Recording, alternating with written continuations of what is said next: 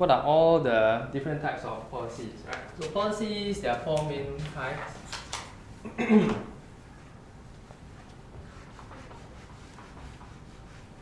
Okay, four main types of policies. First one is fiscal policy, monetary policy, exchange rate,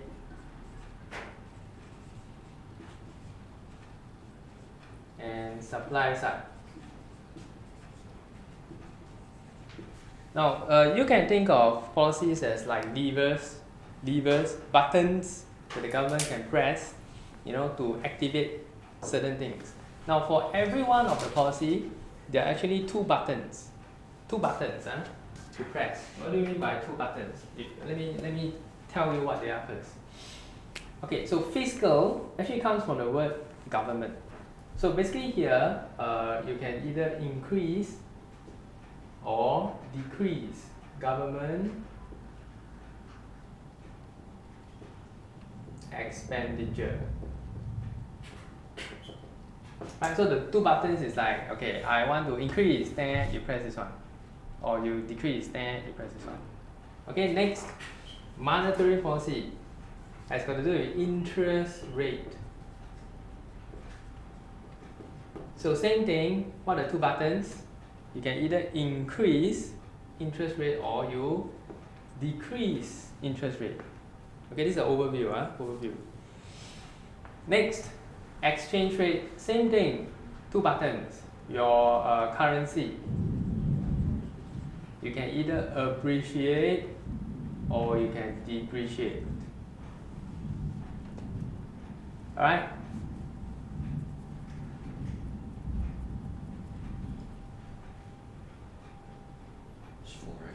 Yeah, currency. Okay, for supply side nothing much, just QQT. I will explain this later. Okay, QQT. So these are the buttons that the government or the finance minister can press, and they are all related to your circular flow. Okay, and for you to understand what this is about, you gotta understand the circular flow very well, which is why we always do circular flow, national income. Now let's take a look at this. Now there are two buttons here. You can either increase government expenditure or decrease. Now this has got to do with your AD equals C plus I plus G plus X minus M. So let's say this button is related to the G. This one related to G. So if I press this, then increase government expenditure. What happens to G? Goes up, right? What happens to AD? Increase. Simple. So you want economic growth. Remember over here, you got recession. And then you are the minister, right? You say that, hey, how come statistics show that I have a recession? What do? Quickly take out your remote control. This remote control. Press there, spend money. That's it. Why? G go up, AD go up. Simple. Okay. Now, what if you got too high, not sustainable, right? Economic growth too high. Then you are the minister again. Oh, economic growth too high. Okay, press this. What happened? G decreases, AD stabilize. Okay, so whenever you press either this one or this one, we call it fiscal policy. You understand? Because fiscal is actually government, means government. Fiscal policy means you do something about the government expenditure. That's it. Okay, now next. Okay, I'm jumping the gun here. I'd like to give overview before I go into individual chapter. Okay, so next, interest rate. Now this interest rate is the borrowing rate. It's not the savings rate. Okay, so it's the borrowing rate. You gotta be clear about this. Now what do we mean by the borrowing rate? That means if I want to buy a house, I borrow money. Very good. Investment. I want to set up a company. I need to borrow money. I go to the bank, and I borrow money. This is the borrowing money because you all never borrow money before, ma? Have you borrowed money before? So you're not used to the borrowing thing. Most of you, every time you say interest rate, first thing that comes to your mind is like, oh, it's the bank give me one, you know? Savings rate. No. I don't want savings rate, okay? We're talking about the borrowing rate. In effect, investment. Yeah, correct. Then about consumption. Okay, that one later. That one has got to do with here. Isn't like Taxation. you can borrow easier, then you will spend more. Yeah, that also affects your consumption. This also affects consumption, interest rate, right? So let's say same thing. Let's say I want economic growth. So I don't want to press button here because the government no money. Okay, I will tell MAS. Do you know what's MAS? Yeah, that's like the central bank. Every country has a central bank. Ours is called MAS. US, do you know what they call it? US? Federal Reserve. You're going to see this name very often, right? Federal Reserve. Basically, these central banks control all the banks. That means the DBS, OCBC, all the rules and regulations are stipulated by the MAS. The rates of Singapore's rates, yes. Okay. Later I will also explain we are in a very special situation where Singapore we actually don't control our interest rate. Okay, but we just follow the US interest rate. Singapore don't control interest rate, right? We follow US interest rate. I'll explain why later. Okay, so anyway, borrowing. If I want economic growth, I want a lot of economic growth, and I don't want to press this button. Which button do I press?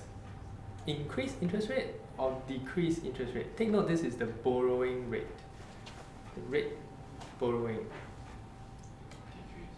Yeah, decrease. Why? When I decrease interest rate, people will borrow money. Okay. So in Japan, this year or last year, their interest rate was negative. What's the meaning of negative interest rate? Yeah, you borrow, I give you money. You return me 1 million, I will give you like 1.05 million. I want you to borrow money from me. I give you money to borrow money from me. Why? In this kind of situation, if it would happen in Singapore, what happened? Oh, no one kill already, DBS bank, everybody kill. Hey, bro, you also, I will ask you, hey, you go, everyone just go and borrow 1 million, then come back. I will ask everyone to do that, okay? But why is it happening in Japan? How come not in Singapore? Because, okay, first of all, do you think they're trying to stimulate the economy? Or they don't want to stimulate the economy? When they do, they want. In fact, they want it desperately. They want people to borrow money desperately, right? By the way, this negative interest rate is only applicable to their banks. Meaning, when the bank borrow from central bank, it's not commoners like us, or even their own commoners can go and get negative interest rate. It's like the central bank is desperate for their banks to borrow money from the central bank so that they can loan more money to the other people. Wait, so the central bank is not just an authority, it's just another bank. Okay, history lesson, right? Singapore is an authority of Singapore, right? Japan, I think so, it's like a government organization, but US one, it's not. Federal Reserve in US is like a private super bank. Okay, that one, the story very long, I can talk for 1.5 hours. The story of the Federal Reserve, it's like a super long thing. Okay, basically they came together to support the US. It's like, have you heard of JP Morgan, Morgan Stanley? All those big banks, mega banks in okay, so during the wartime, the US government is like, hey, I need money to build ammunition, to build weapons. So how? So all the bankers came together, hey, US, don't worry, I set up this organization, loan you money so that you can go and buy your stuff, build your stuff. Okay, that's how it came about, right? The Federal Reserve is to loan money to the government for war efforts. It's not for people. Huh? Not for people. It's for people. Oh no, it's not the citizens contribute. No, It's like I'm a super rich banker. I'm richer than the government, so I want to lend you money. Lend government money. You understand? There's a lot of conspiracy theory. You know what's conspiracy theory? You know, like some people control like the whole world, this kind of stuff. Okay, so basically there's this guy say that if I can control the money supply, I can control any government. Something like that. Okay. So anyway, that's a very long story. I'm not going to talk about that, but you get the idea. You decrease interest rate, you get economic growth. Okay, and you don't want economic growth, you increase interest rate. Then people don't borrow money anymore. Okay, next. This one a bit tricky.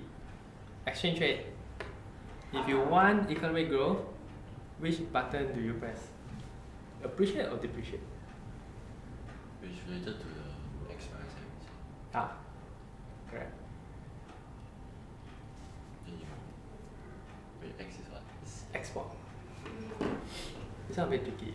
Then you make your currency cheaper, Yeah, which is depreciate. correct. Very good, right? You want economic growth, press this button. There, currency depreciate, your things become cheaper, right?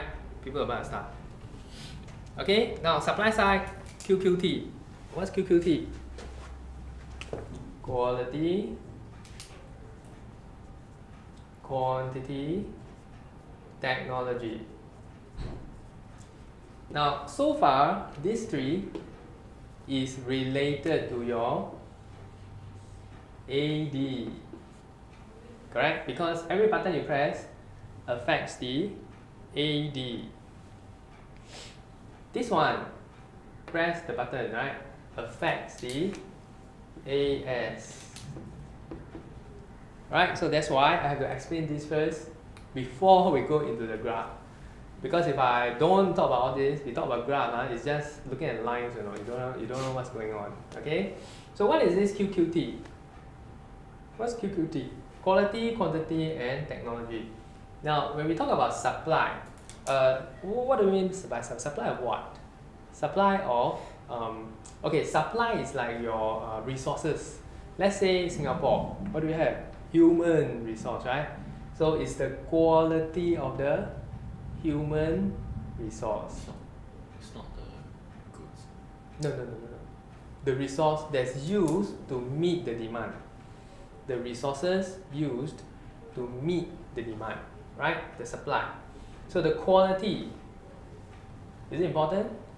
Yes. Why? Because if I can improve the quality of the human resource by forcing education, sorry, I shouldn't use the word forcing. We make it compulsory, for these parents to send the kids to school all the way to, I think, secondary school. Do you know that if they don't send them to school, they go to jail? They go to jail, no. So it's like a law, right? But they can also choose to be homeschooled, of course, right? But even if they're homeschooled, they have to take, I think every 6 months must take MOE exam. And if they find that, hey, your kid is like falling behind you, then they will force you to go to school. Something like that. Okay, so not force, compulsory. Why? Improve quality of the human resource. That's the only supply we have. Okay, to meet whatever demand. Okay, so press the quality button. We already press. So unless we make it like compulsory to go polytechnic or JC or university, but actually you don't have to press anymore. Everyone is already, we are already putting this as priority. Okay, in fact they are relaxing. They say no need exam, right? Sec 1, Sec 3, no need exam. Sec 1, P1, P2, no need exam. They want to relax a bit. Why? Because this one affect this. Why? Everyone studying, everyone so stressed, nobody want to reproduce. Correct? Quantity also important, right? When you don't have enough quantity, they don't care about your quality, no quantity, also not enough supply. Correct? So what do? Immigration, fastest way. Correct? Fastest way to improve quantity, you open the door, let people come in. You don't need to spend money to so-called grow the quantity, you just open the door, let people come in. Okay? Next, use technology. Technology means what? Make people, give computers to the people, give them the infrastructure, like the 4G network, make sure everybody is connected to the internet. It's related to quality. No. Quality means they know how to use the internet. If you give them technology but they don't know how to use, also no use. You know what I mean? Right? So give them emails, give them internet, give them public transport, right? High tech stuff. Give them smartphones. Make them learn how to use maybe robots, coding. Now coding is compulsory, right? Secondary school, everybody goes through coding. I think so. So everybody goes through coding. So technology, that's a bit of quality as well. But now I give you the infrastructure. So with these three combined, your supply side will improve. Why? Because if you know how to use computer, you know how to use the internet, you are multiplied by a bigger amount than if you're alone. Like for example, I'm giving this lesson, but this is like one-to-one, or one-to-many. But if I put this thing onto like YouTube or whatever, multiply, 30,000 people can watch at the same time, you see? So technology, but if this country doesn't have the technology to support that, it doesn't matter whether you have quality also no use. So it's QQT, okay, to meet all this AD, whatever demand. Another example, iPad for waiter, waitress, right? So last time you need maybe 10 people to operate a restaurant. Now with the iPad, you only need 5 to operate a restaurant. So basically your workforce requirement is doubled, because 5 people now can do the job of 10 people. You know what I mean? Then the extra 5 people can do something else, which will meet the demand. So this is called your AS. So it's like create quality. Yeah, it's something like create quantity. Also, technology can create quality. Quality work improves. You see? Right? Okay, so this is an introduction to the policies. Basically, you got to think of policies as tools and buttons that the minister can press or activate. Every time they see something not right, something going off tangent, okay, better press this. Sometimes press 2, sometimes press all. It's a combination of different things. Sometimes press this, sometimes press this, sometimes don't press anything. So your job as an economics student is to they're going to give you one scenario, and then you suggest press what. Then after press what, got what consequences. That's your thesis and antithesis. That's the gist of this. If you ask me, right, this is like the gist of macroeconomics. What are the tools to achieve this, and what are the consequences. That's it. Okay, with this you can understand every single newspaper article about economics and everything that they're doing. Okay, so I'm going to stop here for today, and next week we will continue. Right, but I want to go zoom in on fiscal policy. Okay, that will be next week. Okay, that's all.